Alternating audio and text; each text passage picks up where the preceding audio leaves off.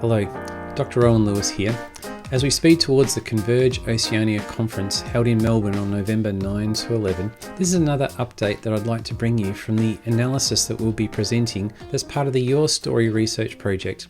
A research project that's frankly unlike anything else we've seen in Australia, researching the spiritual lives of over 400 young Australians from Christian and non-Christian backgrounds as they've shared real experiences about how they've come to hold the faith views that they have today.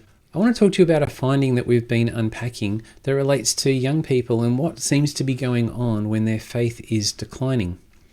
See, the way we put together our research project is we asked our respondents a number of questions where they had to respond what was going on for them as a child, as an early teenager, and in their present experience. That allowed us to start to map out what was happening and changing in their faith over time. We also asked them to interpret what was going on for them at the time, and we also asked them a series of questions around what was happening around them. What were the relationships that they were part of and the organisations that they were participating?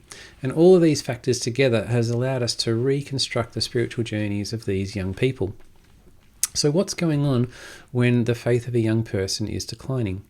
Well, here's a response from a respondent who we have to use not their name, and so this is respondent 286. She's a female and 19, and when asked about a difficult time in her faith, she responded like this. Well, I struggled with the church because I kept feeling the judgment that came from the church community whenever someone did something that they considered to be unchristian. To me, as a young teen, Christianity meant being very boring and always following the rules. It meant shaming others that didn't fit the standard, which wasn't how I wanted to live. Now you can see that I've highlighted some things in yellow and green there, and you can see how we've been going about coding these responses. As we've coded over 400 of these responses now, we've begun to identify that with journeys that are both declining and growing in faith, there's a variety of factors that have been influencing that decline or influencing that increase. In terms of declining factors, we've noted a variety of factors that relate to relational engagement, the way other Christians have engaged with this young person. And we've also identified a variety of practices that relate to how other Christians have practiced their faith and how that has impacted the particular respondent. And so here you can see in yellow, the relational engagements relate to judgment from the church or shaming activity, whereas the practices of faith were that they were going about faith in a way that was just boring and seemed to be all about following the rules. So as we've unpacked these 400 responses, we've identified many different groups of codes which relate to these different relational dynamics and expression of the Christian faith. But as we initially thought that the expression of Christian faith would be perhaps the dominant thing that was influencing the decline, and particularly the expression of, say, nominalism or something like that, around which there's a fair amount of research. What's interesting is that the strongest factor overall seems to be negative relational engagement.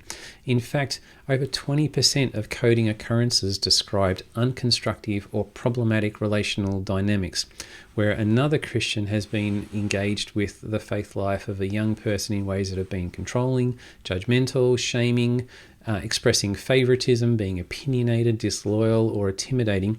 And these kinds of factors have been, in many cases, identified by young people as significantly contributing to their declining faith. We'll be exploring many other factors of both what's leading to decline in faith and growing faith, seeking to unpack the nuances and how this relates to engaging constructively with the faith lives of young people.